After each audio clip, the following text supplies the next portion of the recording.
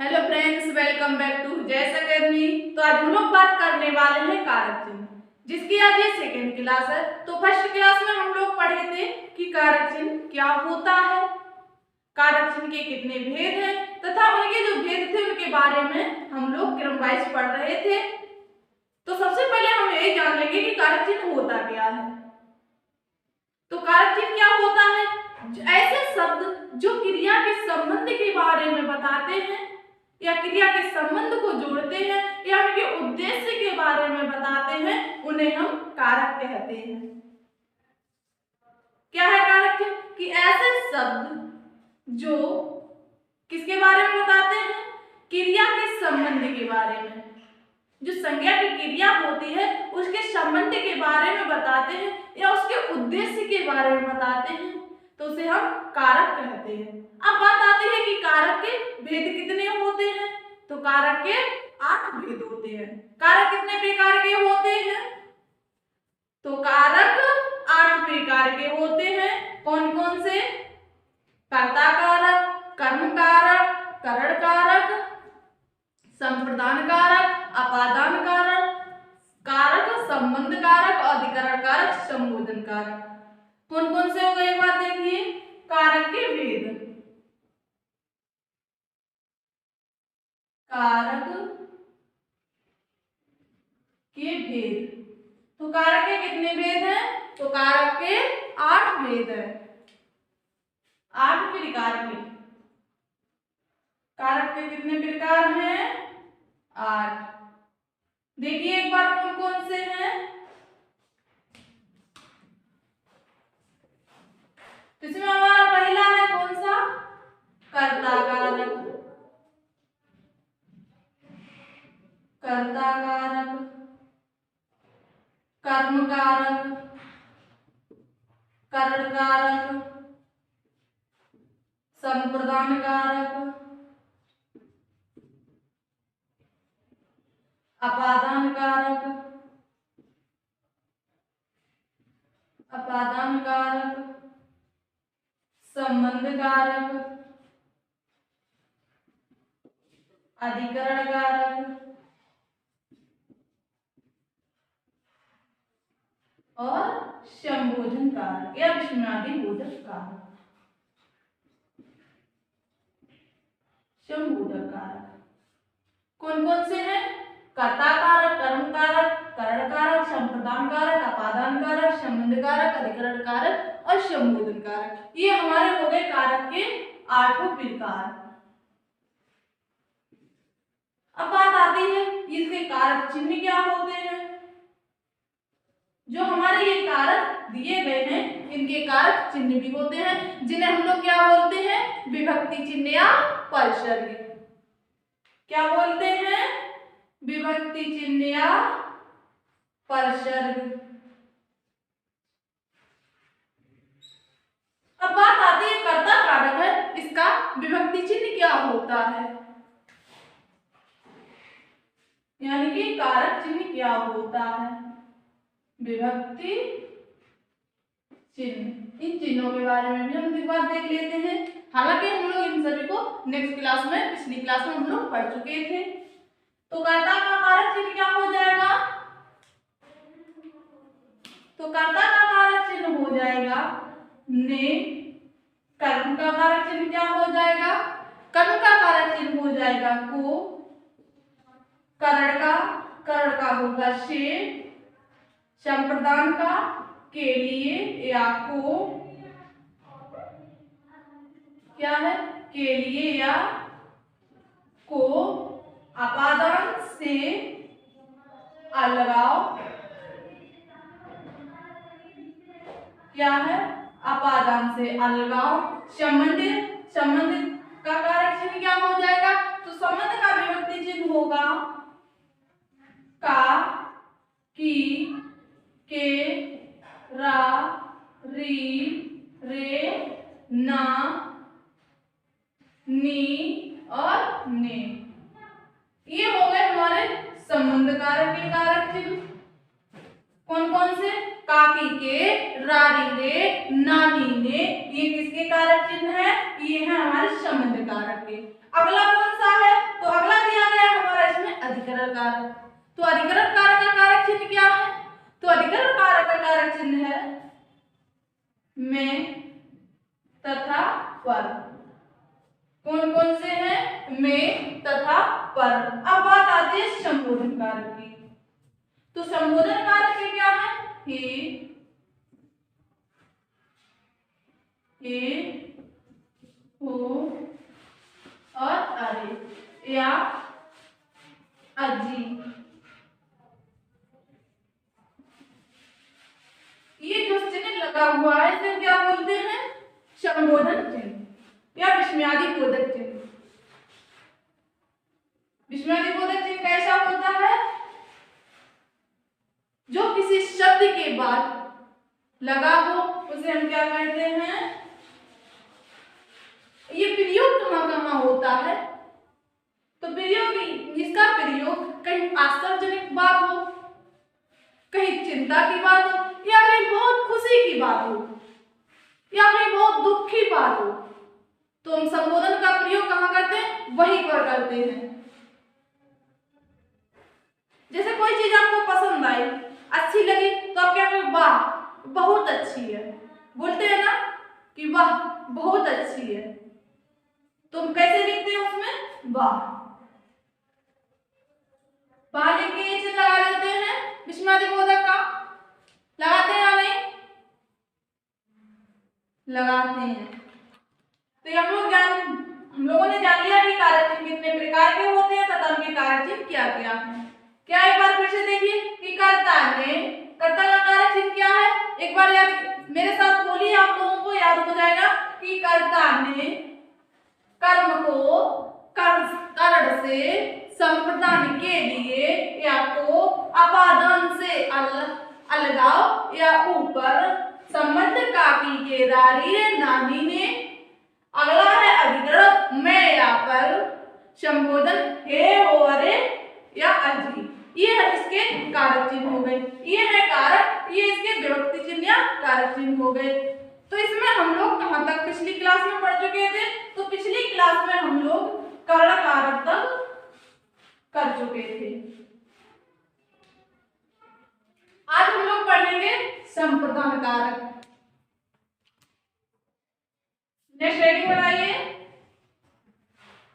कौन सा कारक आएगा कर्ण कारक के बाद? संप्रदान कारक।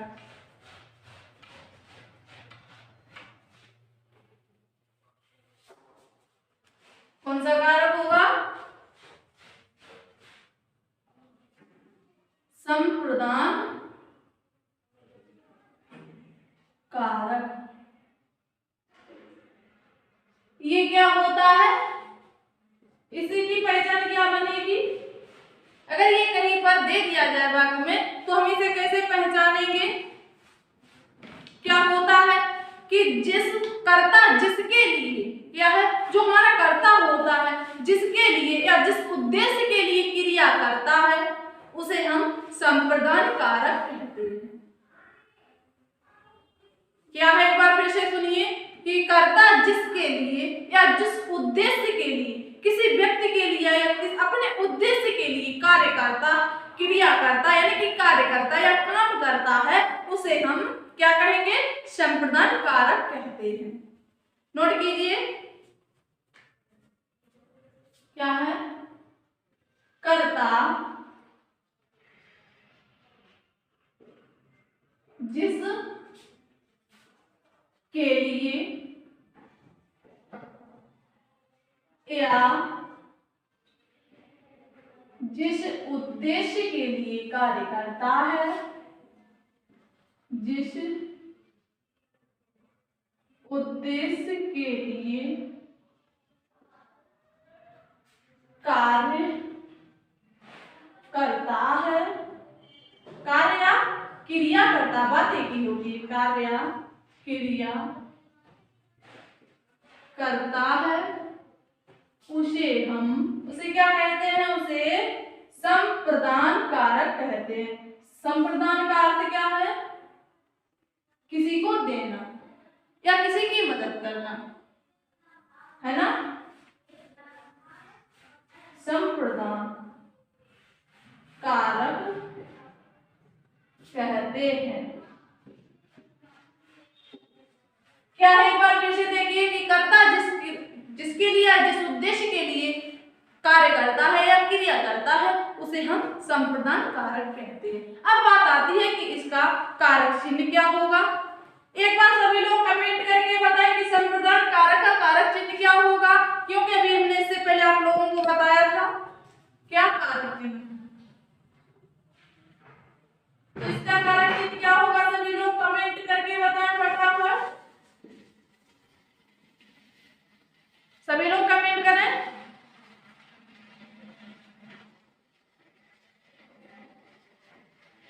गुड, सभी के कमेंट आ गए। क्या है, के लिए या को, के लिए या को, इसका कारक चिन्ह हो गया। अब हम इसका प्रयोग हम कैसे जानेंगे कि ये कारक चिन्ह है या क्या है। या हमारे एग्जामों में कहीं पर वाक्य देके पूछ लिया जाता है, जैसे हमने वाक्य दिया जाए उसमें दिया कि प्राणी अपने बच्चों के लिए काम करते हैं, उसमें जो के लिए शब्द है ये किस कारक का कारक चिन्ह है, या पूछ लिया जाता है इसमें कौन सा कारक प्रयोग किया गया है। तो इनका प्रयोग कहाँ होता है, के लिए जो कारक चिन्ह होते हैं इनका प्रयोग कहाँ पर होता है, तो हम वाक्य प्रयोग करके जानेंगे। क्या वाक्य प्रयोग, वाक्य प्रयोग, जैसे हमने आपको वाक्य दिया कि अच्छी सफलता के लिए कठिन परिश्रम आवश्यक है। क्या है, कठिन सफलता, कठिन परिश्रम के लिए या अच्छी सफलता के लिए कठिन परिश्रम आवश्यक है। क्या है, जीवन में अच्छी सफलता के लिए, अच्छी सफलता के लिए कठिन परिश्रम, कठिन परिश्रम आवश्यक है या जरूरी है, जरूरी है। क्या है वाक्य हमारा, एक बार फिर से देखिए ध्यान से कि जीवन में अच्छी सफलता के लिए कठिन परिश्रम जरूरी है। इसमें एक बार कमेंट करके बताइए आप सभी लोग कि इसमें कौन सा कारक चिन्ह होगा और इसमें कौन सा कारक है। इस वाक्य में कौन सा कारक है, इसमें हमने एक वाक्य और दिया आप लोगों को, वाक्य हमारा इसमें सभी लोग कमेंट करें फटाफट। तो इसमें वाक्य हमारा प्राणी अपने बच्चों के लिए सब कुछ करता है। दूसरा वाक्य क्या है हमारा कि प्राणी अपने बच्चों के लिए सब कुछ करता है। तो इसमें भी आप लोग बताएं इसमें कौन सा कारक प्रयोग हुआ है, सभी लोग कमेंट करें फटाफट। गुड, सभी के कमेंट आ रहे हैं। इसमें कौन सा कारक है, संप्रदान कारक। इस वाक्य में कौन सा कारक है, संप्रदान कारक।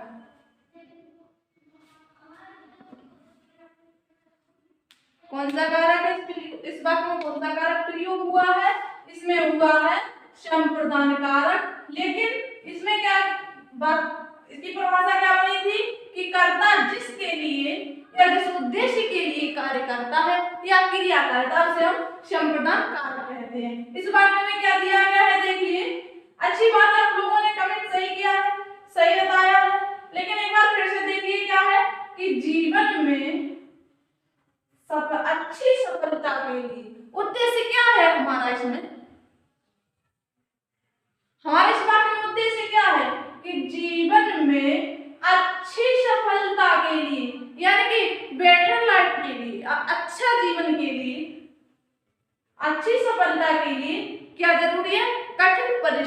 जरूरी है। तो हमारा इसमें उद्देश्य क्या था? हमारा उद्देश्य था अच्छी सफलता। और क्रिया क्या है? हमें क्या करना चाहिए? कठिन परिश्रम करना चाहिए। क्या है? जीवन में अच्छी सफलता के लिए कठिन परिश्रम जरूरी है। क्या जरूरी है? कठिन परिश्रम।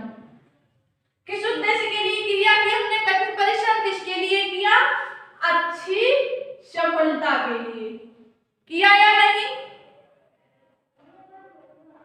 अब बात आती है इसका कारक चिन्ह क्या होगा? तो इसका कारक चिन्ह हो जाएगा के लिए, सफलता, अच्छी सफलता के लिए क्या करता है? कठिन परिश्रम करता है। किसके लिए? अच्छी सफलता के लिए। इसका उद्देश्य था हमारा, इसमें हमारा उद्देश्य था अच्छी सफलता। इसमें समझ गए? समझ में आया इसमें कारक क्या है? इसमें कारक है जो सफलता दिया गई है हमारे, क्या है? संप्रदान कारक। क्या हो गया इसमें? संप्रदान कारक। और जो के लिए दिया गया है ये है कारक का कारक चिन्ह। संप्रदान का कारक चिन्ह क्या है? के लिए। समझ में आया या नहीं?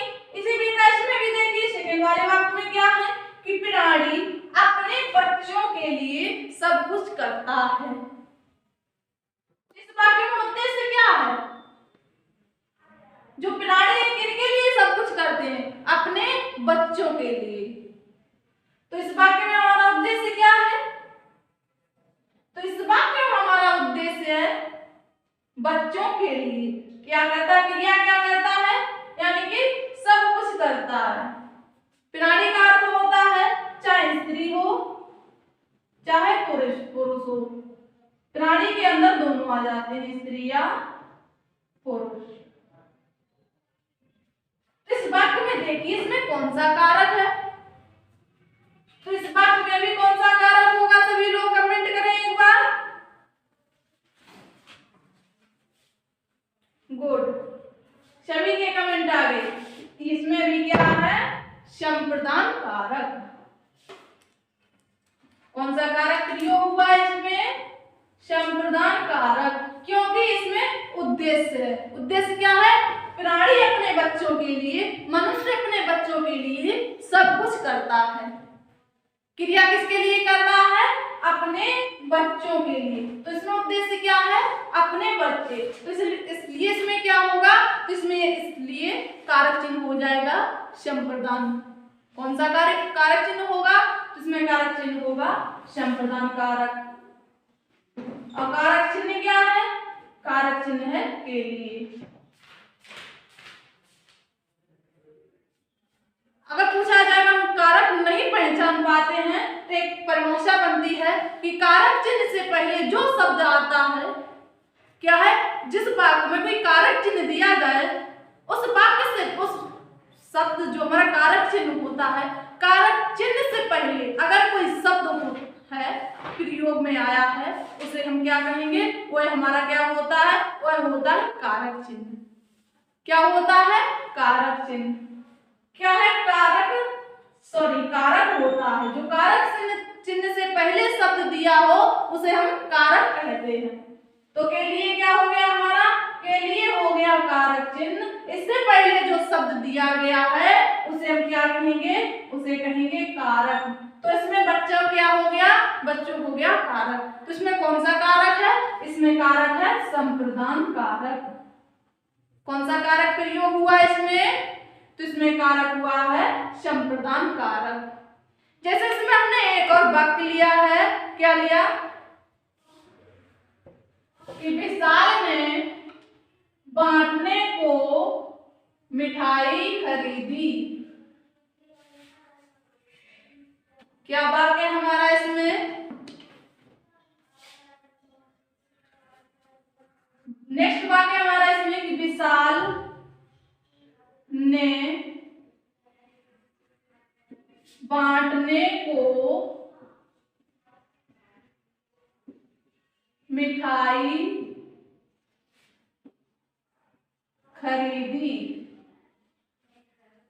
तो इसमें एक बार सभी लोग कमेंट करें, इसमें कारक चिन्ह क्या है, इसमें कारक चिन्ह क्या प्रयोग हुआ है, सभी लोग कमेंट करें फटाफट।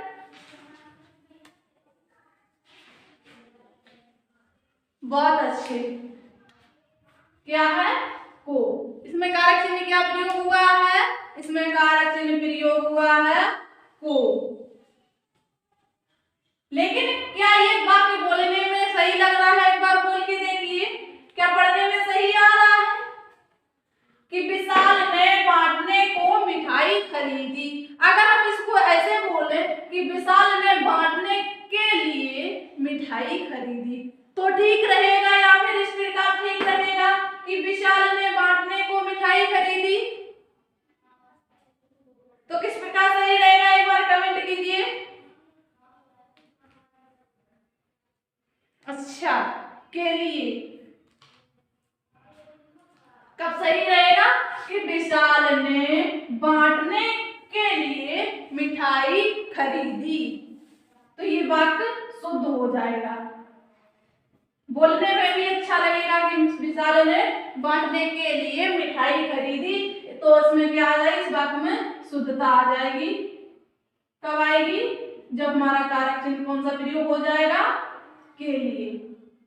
अब बात आती है इसका कारक क्या है, तो इसका कारक हो जाएगा बांटने। को से पहले कौन सा शब्द दिया गया है, कारक चिन्ह से पहले बांटने, तो ये हो जाएगा कारक। कारक कौन सा है, संप्रदान।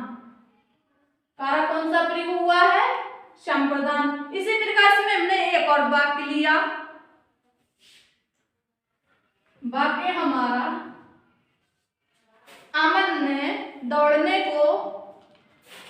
ने मैदान में दौड़ने को जूते खरीदे। अमन ने दौड़ने को जूते खरीदे। तो इसमें एक बार सभी लोग कमेंट करें, इसमें इसका शुद्ध वाक्य क्या हो जाएगा,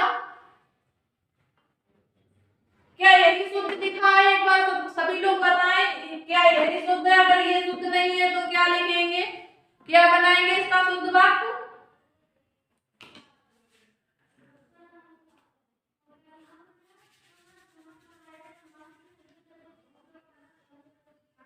गुड, क्या आ जाएगा, को के लिए अमन ने दौड़ने के लिए जूते खरीदे। सभी के कमेंट आ गए, क्योंकि इससे पहले हमने एक बार आप लोगों को समझाया था, तो इसका मतलब आप सभी लोग ध्यान से पढ़ रहे हैं। क्या है, अमन ने दौड़ने को जूते खरीदे। अगर हम इसका शुद्ध वाक्य बनाएंगे तो क्या बन जाएगा, तो इसका शुद्ध वाक्य बन जाएगा अमन ने दौड़ने के लिए क्या खरीदे, जूते खरीदे।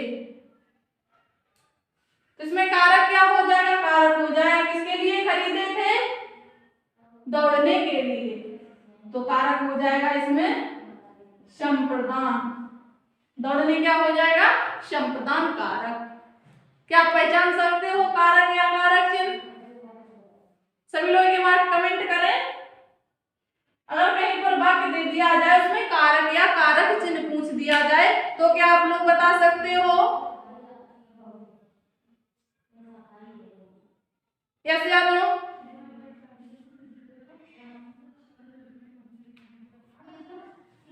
गुड, यस यस यस, बहुत अच्छे। तो ये तो था हमारा संप्रदान कारक। अब हम लोग अगला पढ़ेंगे, अगला कौन सा कारक है, संप्रदान के बाद कौन सा कारक आएगा, तो संप्रदान कारक के बाद आएगा अपादान कारक। कौन सा कारक आएगा, अपादान कारक। नेक्स्ट कौन सा हमारा पांचवा,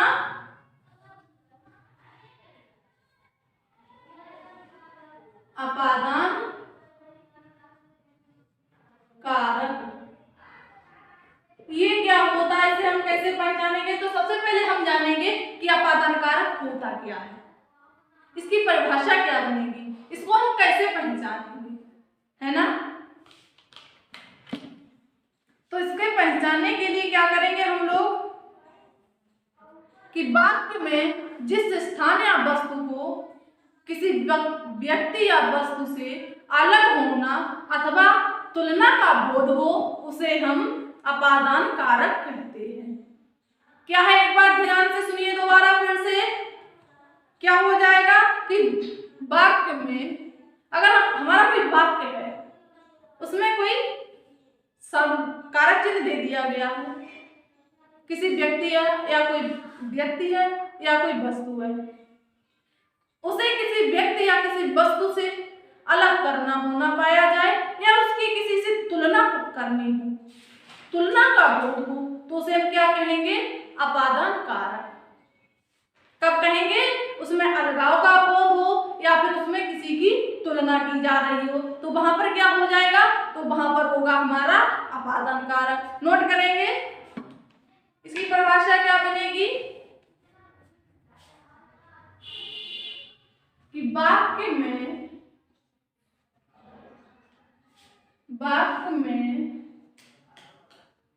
जिस वस्तु या स्थान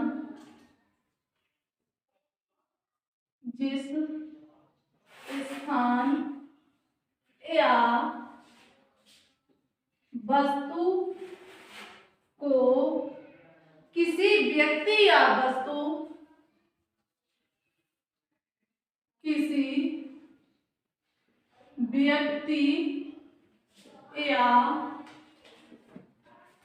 वस्तु से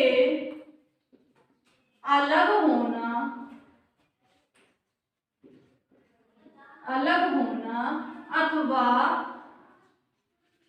अथवा क्या होना चाहिए, अथवा तुलना का बोध हो। किसका बोध हो, तुलना का बोध हो, किसी की तुलना की जा रही हो, तुलना का बोध हो। क्या है, एक बार फिर से ध्यान से देखिए, इसकी परिभाषा क्या बनेगी कि वाक्य में जिस स्थान या किसी वस्तु से किसी व्यक्ति या किसी स्थान या वस्तु या पदार्थ कोई भी चीज हो, है ना, तो उसका अलग होना पाया जाए, चाहे पदार्थ हो, चाहे कोई वस्तु हो, चाहे कोई स्थान हो या कोई व्यक्ति हो, उससे किसी वस्तु या स्थान या किसी अन्य से अलगाव पाया जाए, उसमें अलग होने का बोध हो या उसमें किसी व्यक्ति या वस्तु से उसकी तुलना की जा रही हो, तो वहां पर क्या हो जाएगा, तो वहां पर हो जाएगा हमारा अपादान कारक। समझ में आया, समझ गए या नहीं। तो इसलिए हम लोगों को ध्यान से पढ़ते हुए चलना है, क्योंकि हमें रट्टू तोता नहीं बनना है, सिर्फ समझना है। रटने से हमें याद नहीं होता, रटने से एक दिन याद रहेगा, 2 दिन याद रहेगा, इसके बाद भूल जाएंगे। जब हम इसको ध्यान से पढ़ते हुए चलेंगे, समझते हुए चलेंगे, तो हम कभी नहीं भूलेंगे।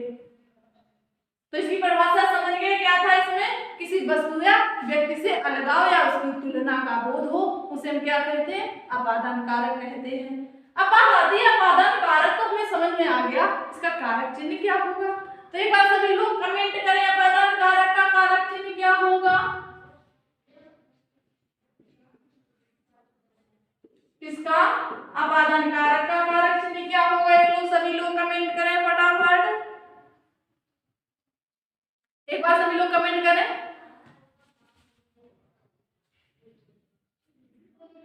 गुड, बहुत अच्छी, ऐसे ही मेहनत करिएगा। क्या होगा इसका कारक चिन्ह, से या अलगाव। क्या इसका कारक चिन्ह, से या अलगाव। अब हम इसे कैसे जानेंगे, तो सबसे पहले हम इसका वाक्य प्रयोग करके देखेंगे, तब हम समझ पाएंगे, है ना। इसका क्या करेंगे, वाक्य प्रयोग।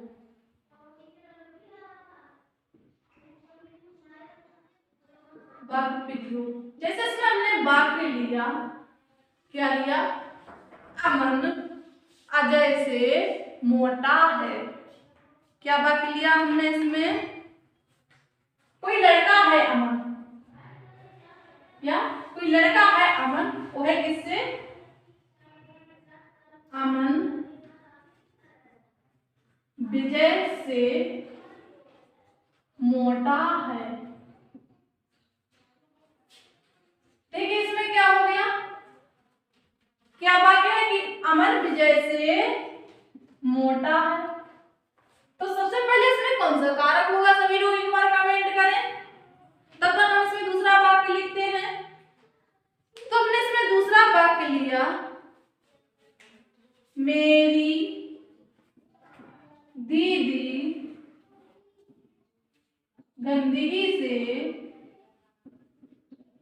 गंदगी से नफरत करती हैं। गंदगी से नफरत करती हैं।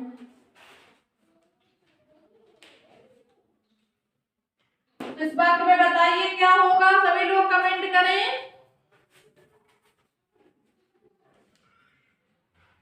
गुड। इसमें कौन सा कारक हो जाएगा, तो इसमें कारक हो जाएगा हमारा अपादान कारक।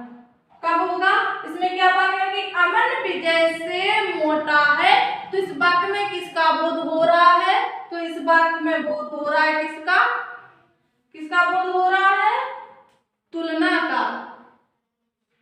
अमन की तुलना किससे की गई, विजय से। जो अमन लड़का है, एक विजय लड़का है, तो अमन की तुलना विजय से की गई कि अमन विजय से मोटा है। तो इसलिए इसमें कौन सा कारक चिन्ह होगा, तभी इसमें जाके कारक चिन्ह बनेगा अपादान कारक। कौन सा कारक हो गया इसमें, अपादान कारक। क्यों हो गया, क्योंकि इसमें तुलना का बोध था। अब इसमें कारक चिन्ह क्या होगा, तो अमन विजय से मोटा है, तो इसमें कारक चिन्ह क्या है, इसमें कारक चिन्ह है से, कारक चिन्ह। समझ गए। इसी प्रकार इसमें दूसरा वाक्य क्या है कि मेरी दीदी गंदगी से नफरत करती है। तो इस वाक्य में कारक क्या होगा, तो इस वाक्य में भी कारक हो जाएगा अपादान। लेकिन कब, एक बार ध्यान से पढ़िए कि मेरी दीदी गंदगी से नफरत करती, यानी कि गंदगी से दूर हो रही, अलगाव का बोध हो रहा है इसमें, हो रहा है या नहीं, कि मेरी दीदी गंदगी से नफरत करती है। तो इसमें क्या अलगाव का बोध हो रहा है या नहीं, दीदी गंदगी से दूर जा रही या नहीं, यस या नो।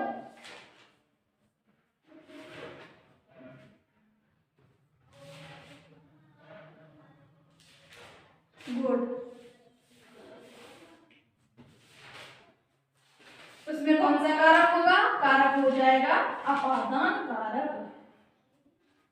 अपादान कारक, कारक चिन्ह से, कारक चिन्ह हो जाएगा हमारा से। कौन सा कारक चिन्ह होगा इसमें, से, कि मेरी दीदी गंदगी से नफरत करती है। नफरत करना क्या है, क्रिया।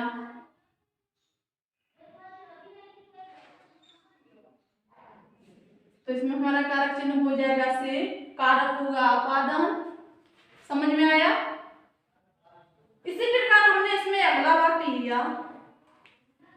लिया हमने क्या, कि पेड़ से पत्ता गिरा, पेड़ से पत्ता गिरा। इस वाक्य में बताइए, आप लोग बताइए कि इसमें कारक चिन्ह क्या हो जाएगा। तो इस वाक्य में भी कारक चिन्ह हो जाएगा क्या, इस वाक्य में भी होगा अपादान का।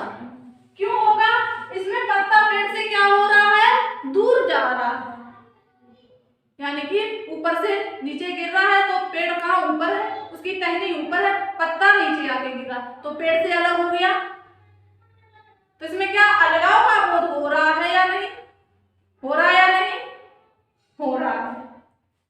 तो इसमें कौन सा कारक होगा, तो इसमें भी अपादान कारक हो जाएगा। पत्ता किससे गिरा? पेड़ से। तो पेड़ क्या हो गया हमारा? पेड़ हो गया है अपादान कारक। अपादान कारक। पेड़ कैसा हो गया? पेड़ हो गया हमारा कारक। कौन सा कारक? अपादान कारक। यानी इसका संबंध, पेड़ का संबंध किससे था? था तो पत्ता से, लेकिन क्या हुआ? इसमें अलगाव हो गया। क्या हो गया? अलगाव हो गया। इसलिए इसमें क्या आ जाएगा? अपादान कारक और कारक चिन्ह हो जाएगा इसमें से। कारक चिन्ह क्या होगा हमारा इसमें? से। किससे पेड़ पत्ता गिरा? पेड़ से पत्ता गिरा। समझ में आया या नहीं? उम्मीद करती हूँ आपको अच्छे से समझ में आया होगा। यस या नो? सभी लोग कमेंट करें एक बार, आया या नहीं?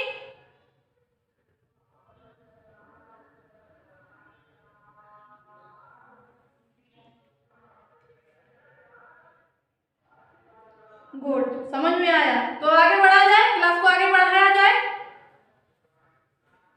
तो चलिए अब आगे बढ़ते हैं। तो इसमें अगला पॉइंट रहेगा हमारा, क्या रहेगा? इसमें जो अपादान का कारक चिन्ह था वो भी से था, और कर्ण कारक का कारक चिन्ह क्या था? वह भी से था। तो इसमें हमारा अगला पॉइंट बन जाएगा कर्ण कारक और अपादान कारक में अंतर, डिफरेंस क्या है। तो अगला नेक्स्ट पॉइंट बनाइए, क्या बनेगा? कर्ण कारक तथा अपादान कारक में अंतर।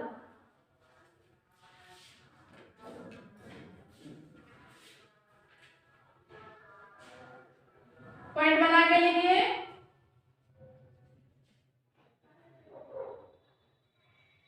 कर्ण कारक और अपादान कारक में अंतर।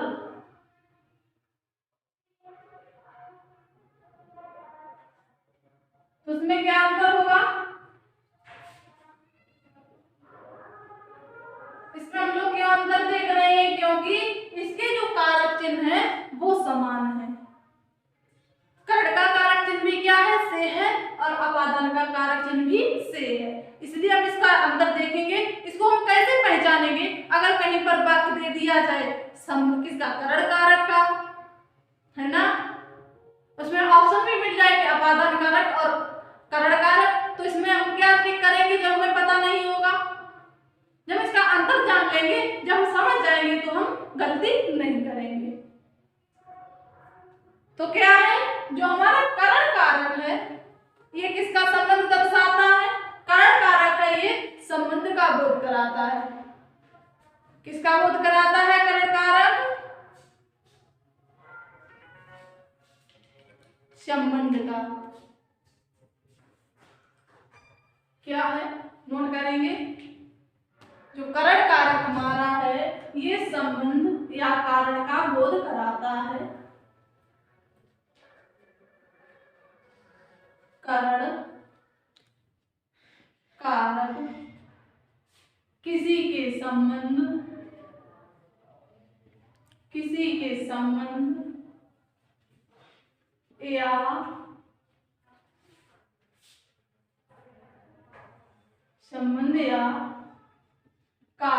या कारण का बोध कराता है।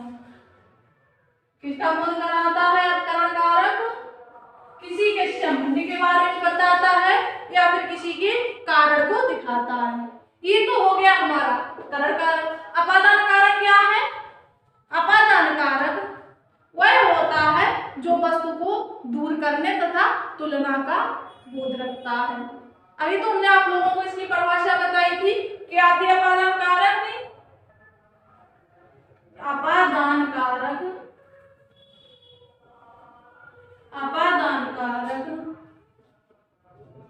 किसी व्यक्ति या किसी वस्तु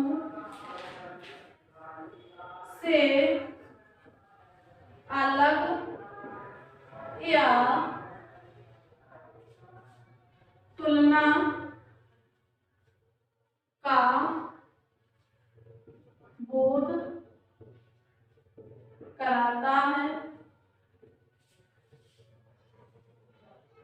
क्या है? देखिए इसमें क्या अंतर है। जो कारण कारक है ये किसी के संबंध को बताता है या कोई कारण है उसको बताता है ना। और जो हमारा अपादान कारक है ये अब किसी को अलग करने का या किसी की तुलना के बारे में बताता है। समझ में आया इसमें अंतर क्या है? जैसे इसका कारक चिन्ह क्या होगा, तो इन दोनों के कारक चिन्ह होंगे, दोनों के कारक चिन्ह हो जाएंगे। इससे क्या हो गया, दोनों का कारक चिन्ह, दोनों का कारक चिन्ह हो गया से। इसलिए इसमें आप अंतर देखेंगे। जैसे हमने इसमें उदाहरण लिया, उदाहरण से हम लोग समझेंगे। वाक्य लिया हमने क्या कि वो है बाजार में बाजार स्कूटर से गया। अगला लिया हमने इसी में कि वह लड़की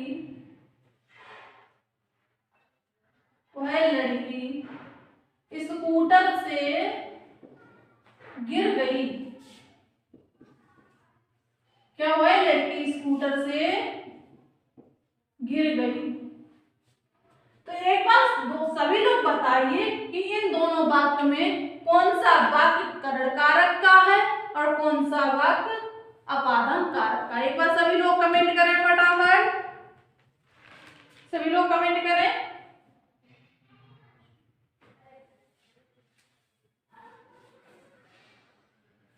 बहुत अच्छे। फर्स्ट वाला किसका है? फर्स्ट वाला है करण कारक का और सेकंड वाला है अपादान कारक का। क्यों है इसे हम समझेंगे। ये कैसे हुआ। क्या वाक्य हमारा फर्स्ट वाला कि वह बाजार स्कूटर से गया, तो इसमें हमारा करण कारक क्या था? करण कारक किसी के संबंध या कार्य का बोध कराता है। यहाँ पर संबंध ना होगे क्या होगा? साधन। क्या होगा? साधन। कि करण कारक है वह किसी के साधन या किसी कारण का बोध कराता है। तो इसमें हमारा वाक्य है कि वह बाजार स्कूटर से गया। किससे गया? स्कूटर से। वह बाजार स्कूटर से गया, तो वह बाजार किसी साधन से गया। उसने किसी साधन का प्रयोग किया है तभी तो वह बाजार पहुंचा या नहीं। तो इसमें हमारा जो स्कूटर है ये क्या हो गया? साधन। साधन हुआ तो ये कौन सा कारक हो जाएगा? तो इसलिए होगा ये करण कारक। कौन सा कारक होगा? करण कारक। इसका कारक चिन्ह क्या है? इसका कारक चिन्ह तो सभी को पता है क्या है। करण कारक का कारक चिन्ह से। तो इसलिए इस वाक्य में क्या है? इस वाक्य में हमारा है करण कारक। नेक्स्ट है हमारा इसी में कि वह लड़की स्कूटर से गिर गई। किससे गिर गई? स्कूटर से। तो इसमें अपादान कारक क्यों है ये जानेंगे हम लोग कि वह लड़की स्कूटर से गिर गई। तो यह लड़की थी जो स्कूटर पर बैठी हुई थी, तो ये नीचे गिर गई। तो स्कूटर से क्या हुआ? वह उस लड़की का अलगाव हो गया। वह लड़की स्कूटर से अलग हो गई। अलग हुई या नहीं? वह नीचे गिर गई, स्कूटर पर बैठी थी और वो नीचे गिर गई, तो स्कूटर से अलग हो गई या नहीं? हो गई या नहीं? हुई। तो इसमें कौन सा कारक होगा? इसमें कारक हो जाएगा अपादान कारक, क्योंकि इसमें अलगाव का बोध हुआ। अपादान कारक और कारक चिन्ह क्या है? से। समझ में आया इसमें अंतर क्या था? करण कारक में किसी साधन या करण का बोध होता है, और अपादान कारक हो तो किसी वस्तु की तुलना या किसी के अलगाव के बारे में बताता है। समझ में आया या नहीं? सभी लोग कमेंट करें।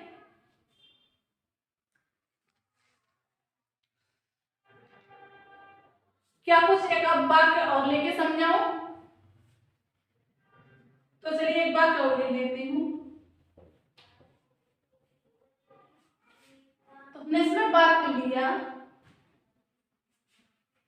कि बच्चे शहर बस से आए। क्या वाक्य है हमारा इसमें कि जो बच्चे हैं बस से शहर आए।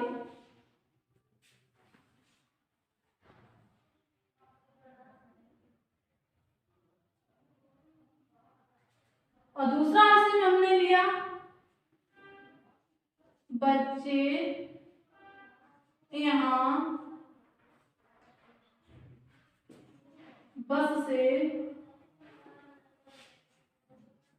शहर गए। क्या है इसमें एक वाक्य में दिया गया है कि बच्चे हैं बस से शहर गए, किससे गए? बस से गए। दूसरा यहाँ बच्चे यहाँ बस से गए, बच्चे थे यहाँ से बस से गए, बस से कहाँ गए? शहर। तो ये वाक्य आप लोग एक बार पढ़िए दोबारा, तो इसमें बताइए कौन से वाक्य में कौन सा कारक प्रयोग हुआ है। कमेंट करें जरा फटाफट।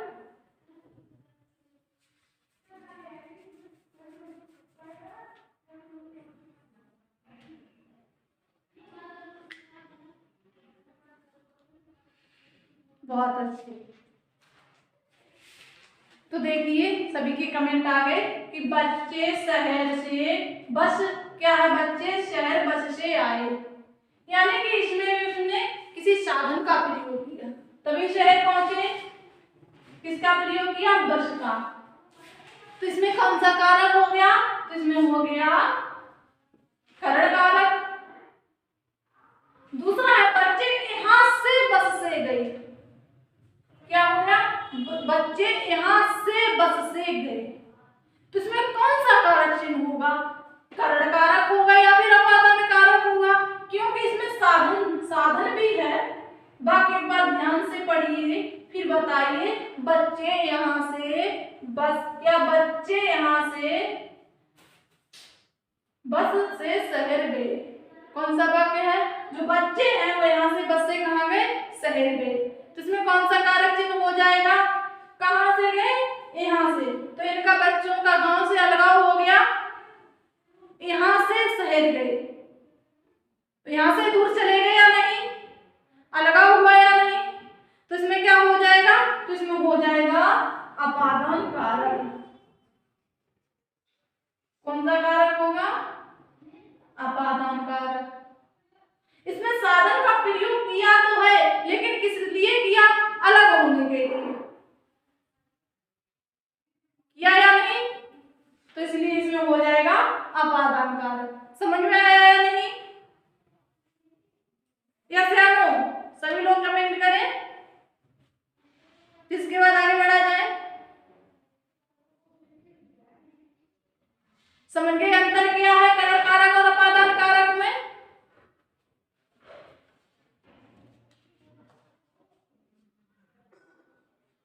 वाह, बहुत अच्छे। सभी के कमेंट आ रहे हैं यस यस यस। तो अब आगे बढ़े या नहीं? तो चलिए आगे बढ़ते हैं। अब हम लोग जानेंगे संबंध कारक। अपादान कारक समझ में आया? तो अब आगे बढ़ा जाए। तो अगला कारक क्या है हमारा? अगला कारक है अपादान कारक, सॉरी संबंध कारक।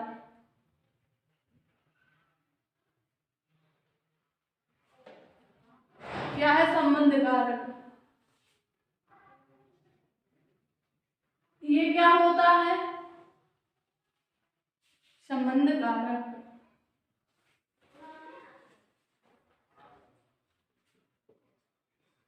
संबंध कारक तो सबसे पहले हम इसे जानेंगे कि होता क्या है, इसे हम कैसे पहचानेंगे, कि इसकी परिभाषा क्या है।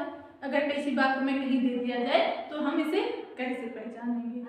तो संबंध कारक क्या होता है कि किसी वाक्य में संज्ञा या किसी सर्वनाम में किसी व्यक्ति या किसी वस्तु या किसी पदार्थ से किसी दूसरे व्यक्ति या किसी दूसरे वस्तु या किसी दूसरे पदार्थ से संबंध प्रकट करता हो या संबंध का बोध होता हो, उसके संबंध के बारे में बताता हो, तो उसे हम क्या कहते हैं, उसे हम संबंध कारक कहते हैं।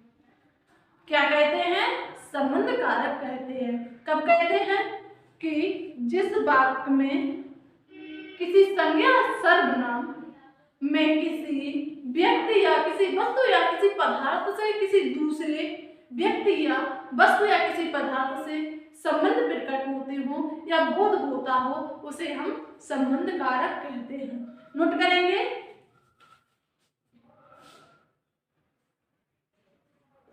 कि जिस वाक्य में संज्ञा या सर्वनाम में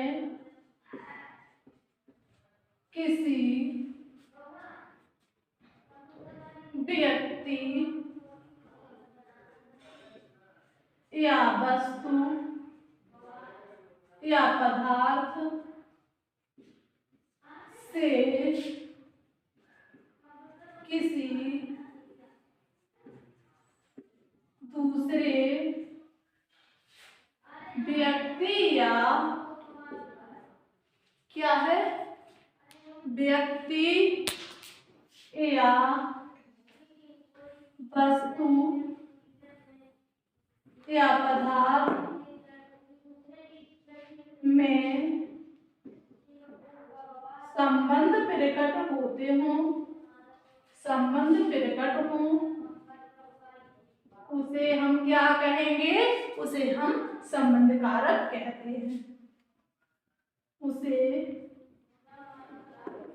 संबंध कारक कहते हैं। देखिए क्या है, एक बार फिर से देख लेते हैं कि जिस वाक्य में संज्ञा या सर्वनाम में किसी वस्तु या व्यक्ति या किसी पदार्थ से किसी दूसरे व्यक्ति वस्तु या पदार्थ से संबंध प्रकट होते हो, उसे हम क्या कहते हैं, उसे हम संबंध कारक कहते हैं। समझ में आया नहीं, समझ गए इसकी परिभाषा कैसे बनेगी।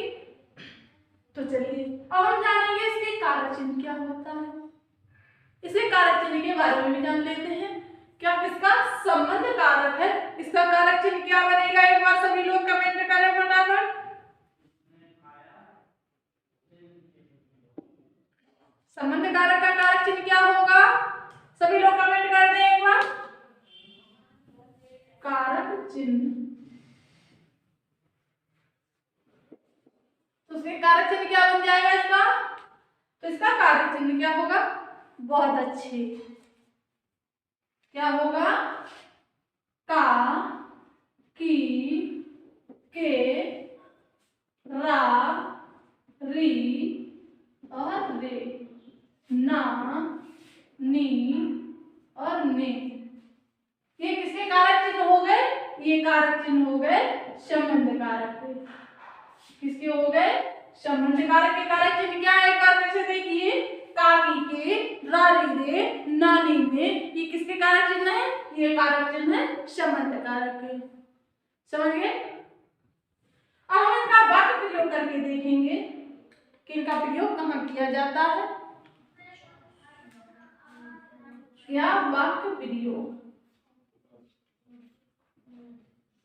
वाक्य प्रयोग, इसमें हमने वाक्य लिया कि राधा के चारों भाई मेरे भाई से मोटे हैं। क्या वाक्य हमारा, राधा के चारों भाई मेरे भाई से मोटे हैं। क्या वाक्य हमारा कि राधा के चारों भाई मेरे भाई से मोटे हैं।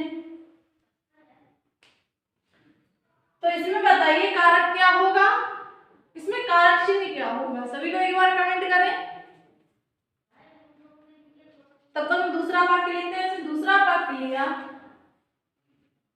विजय का लड़का सुंदर है। क्या है? विजय का लड़का सुंदर है। इन दोनों वाक्यों में सभी लोग बताएं कि कौन सा कारक चिन्ह प्रयोग होगा, कौन सा कारक होगा। सबसे पहले आप लोग कारक बताइए।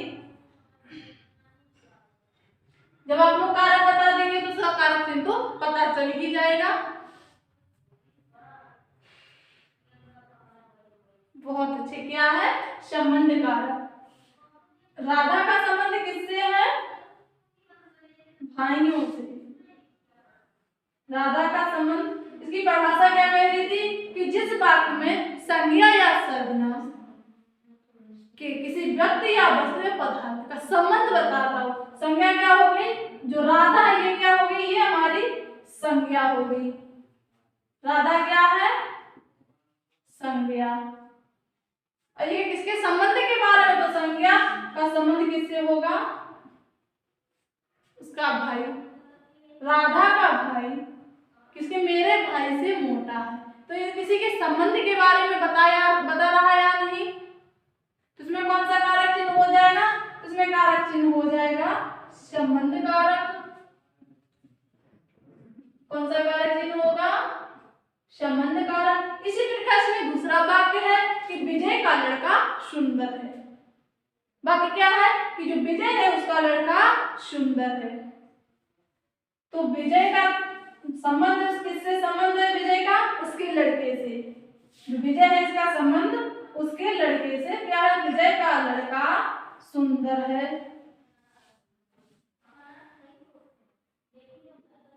विजय का संबंध उसके लड़के से है। लेकिन इसमें कारक चिन्ह क्या प्रयोग हुआ है?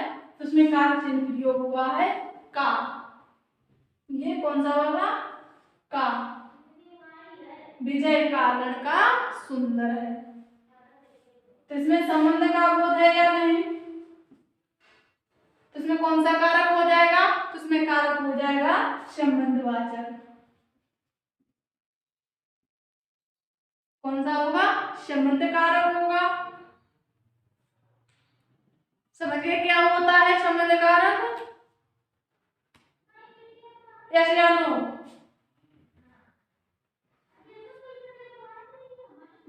तो आगे बढ़े। तो चलिए आगे बढ़ते हैं। अब हम लोग जानेंगे अधिकरण कारक को। कौन सा कारक चिन्ह आएगा संबंध के बाद? संबंध कारक के बाद आएगा अधिकरण कारक चिन्ह। कौन सा कारक चिन्ह होगा? अधिकरण कारक। अगला पॉइंट नोट करेंगे। अधिकरण कारक ये क्या होता है?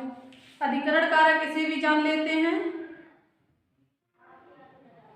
कि वाक्य में क्रिया का आधार या आश्रय जिस पद में व्यक्त होता है उसे हम क्या कहते हैं? उसे कहते हैं अधिकरण कारक।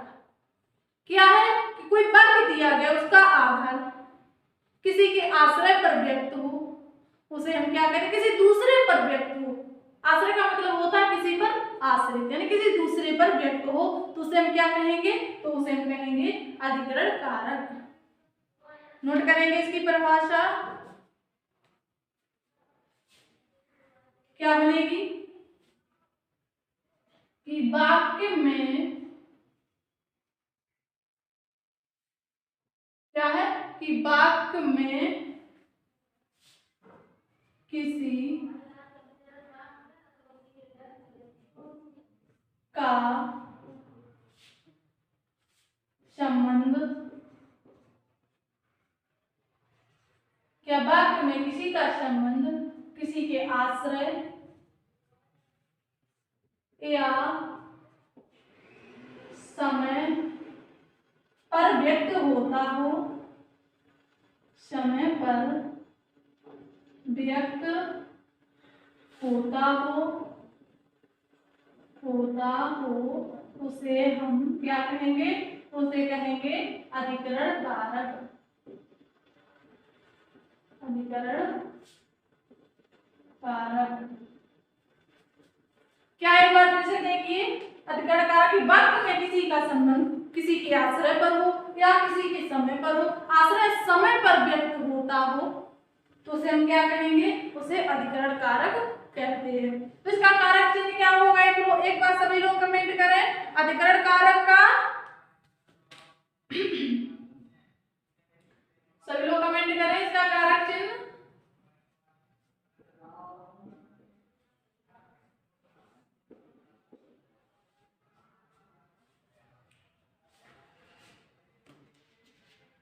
गुड। क्या इसका कारक चिन्ह? इसका कारक चिन्ह है में और पर। क्या है कारक चिन्ह? में और पर। इनका प्रयोग कहां पर होगा? तो सबसे पहले हम क्या करेंगे? वाक्य प्रयोग करके देखेंगे। क्या? वाक्य प्रयोग। जैसे हमने वाक्य लिया कि शेर जंगल में रहते हैं। क्या वाक्य लिया हमने? कि शेर जंगल में रहते हैं। इसी में अगला वाक्य लिया हमने कि लड़का छत पर खड़ा है। लड़का छत पर खड़ा है। तो इसमें आप सभी लोग बताएं इसमें कौन सा कारक होगा?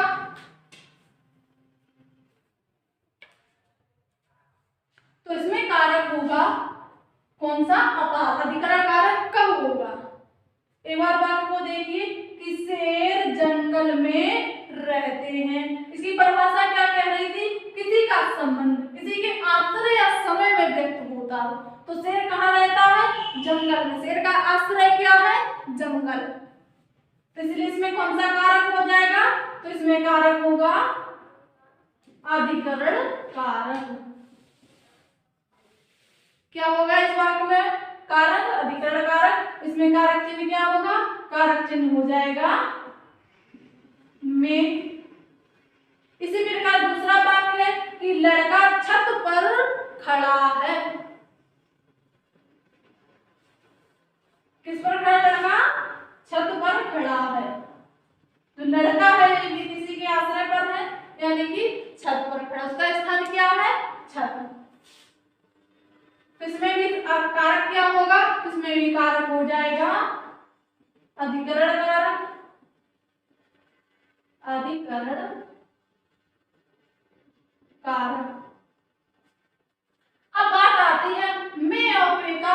जो में है और पर है, इसका प्रयोग कहाँ होता है? किसी बात में शुद्धिकरण करने को आ जाए तो हम कैसे पहचानेंगे? जो हमारा में शब्द दिया गया है इसका प्रयोग क्या होता है? किसी बंद में, बंद स्थान के लिए होता है। इसमें क्या दिया गया था? शेर जंगल में रहता है। जंगल है वो क्या? खुला मैदान है।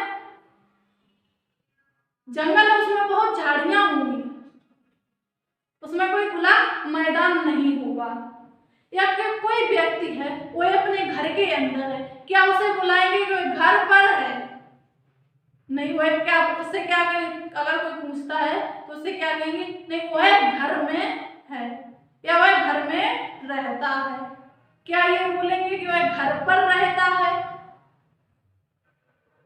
नहीं, वह घर में रहता है। ना कि कहीं जंगल में। तो इसका प्रयोग कहाँ होगा? किसी बंद के लिए, किसी बंद स्थान के लिए, किसी बंद स्थान के लिए। और पर का प्रयोग कहाँ होगा?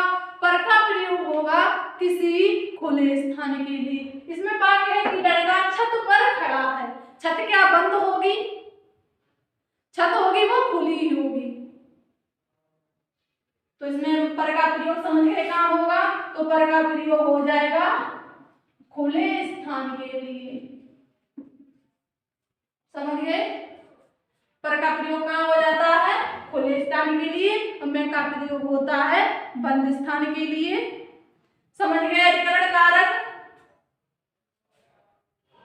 तो चलिए आगे बढ़े। तो चलिए आगे बढ़ते हैं। अब हम पढ़ेंगे कौन सा कारक चिन्ह आएगा? अब आएगा संबोधन कारक चिन्ह। आठवां हमारा कारक कौन सा है? तो आठवां है कारक संबोधन कारक। नेक्स्ट पॉइंट नोट करेंगे इसमें। आठवां कौन सा है? संबोधन कारक।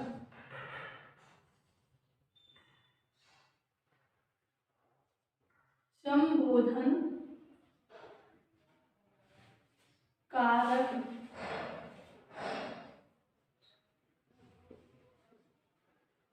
ये क्या होता है? अगर इसकी परिभाषा पूछी दी जाए, अगर इसको पहचानने को दे दिया जाए, अगर इसका कहीं वाक्य दे दिया जाए, तो इसे हम कैसे पहचानेंगे? कि संज्ञा के जिस पद में किसी को बुलाने या किसी को पुकारने या किसी को सावधान करने या संबोधित करने का बोध होता है, उसे हम संबोधन कारक कहते हैं। क्या बनेगी इसकी परिभाषा? एक बार ध्यान से सुनिए कि संज्ञा के जिस पद में किसी को पुकारने या किसी व्यक्ति को बुलाने या किसी व्यक्ति को सावधान करने या किसी को संबोधित करने का बोध होता है, उसे हम संबोधन कारक कहते हैं। तो नोट करेंगे इसकी परिभाषा एक बार।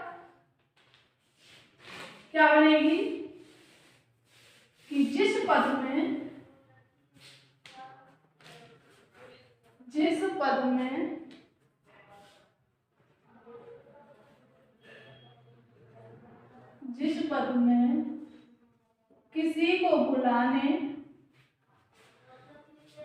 किसी को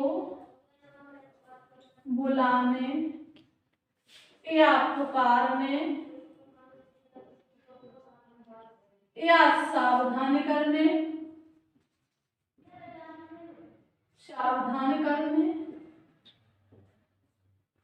अथवा किसी को संबोधित करने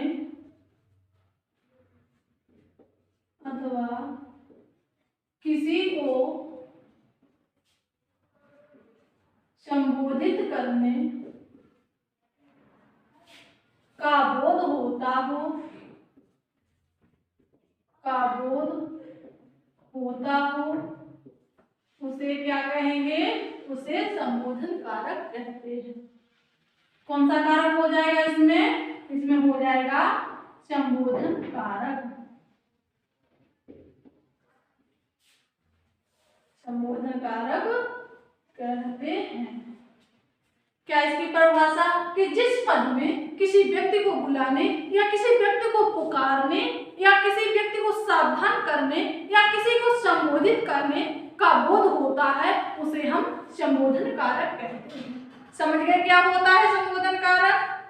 अब बात आती है कि इसके कारक चिन्ह क्या है। जो हमारा संबोधन कारक दिया गया है, इसका कारक चिन्ह क्या होगा? सभी लोग कमेंट करें एक बार। क्या कारक चिन्ह? सभी लोग बताएं फटाफट क्या होगा इसका कारक चिन्ह। एक बार कर दे कमेंट।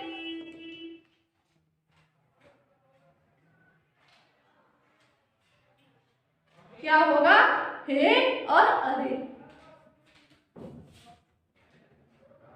हे और अरे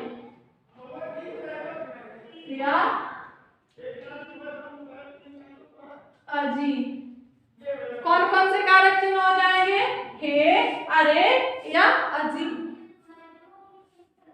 जिस वाक्य के अंत में या जिस शब्द के अंत में विस्मयादि बोधक चिन्ह लगा होता है उसे हम क्या कहते हैं? उसे हम संबोधन शब्द या संबोधन कारक कहते हैं।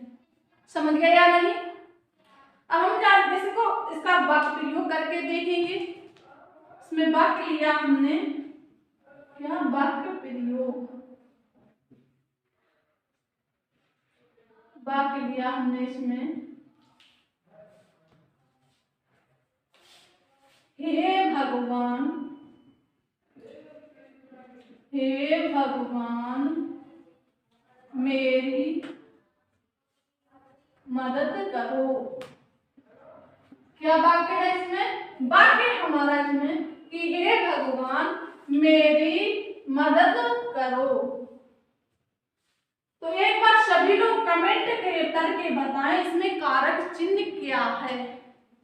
इस वाक्य में कारक चिन्ह क्या है? सभी लोग बताएं इसमें कारक चिन्ह क्या है, क्योंकि इसमें जो संबोधन विस्मयादि बोधक चिन्ह है ये 2 बार प्रयोग हुआ है। सभी लोग कमेंट करें इसमें कारक चिन्ह क्या होगा?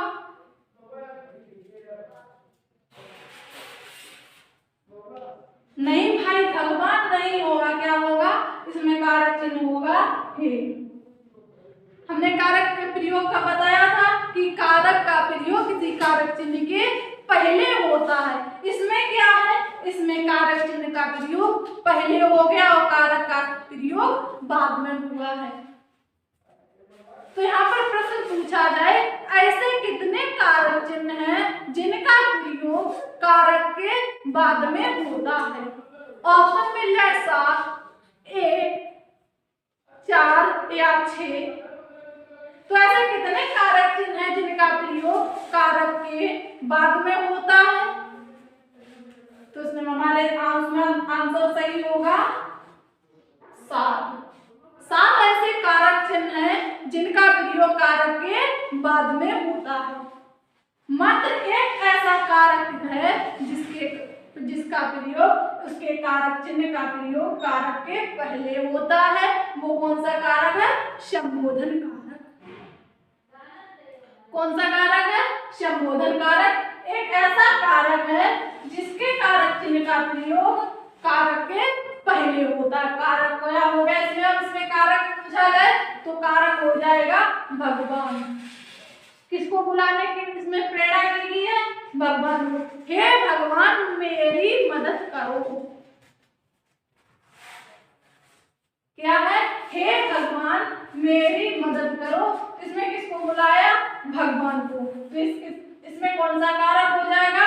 इसमें कारक हो जाएगा संबोधन कारक। समझ गए?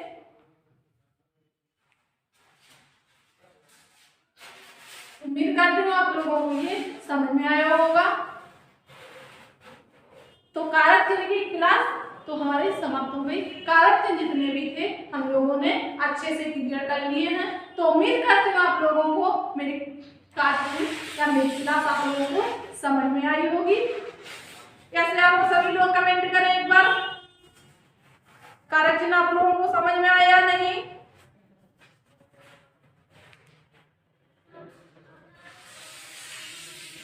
बहुत अच्छे, सभी को समझ में आ रहे हैं।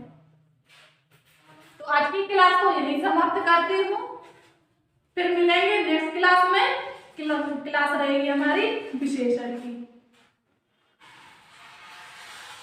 तो सभी लोग क्लास को शेयर करें और हमारी क्लास को लाइक करें और बेहतर तैयारी के लिए हर सब्जेक्ट को पाने के लिए हमारे चैनल को, हमारा चैनल है जयेश अकेडमी, उसको सब्सक्राइब कर लें ताकि जो भी क्लास बने या जो भी क्लास बनाई जाए, कोई भी सब्जेक्ट पढ़ाया जाए तो सब्जेक्ट का नोटिफिकेशन सबसे पहले आप तक पहुंचे। तो चलिए क्लास को यहीं समाप्त करते हैं। तब तक के लिए बाय बाय।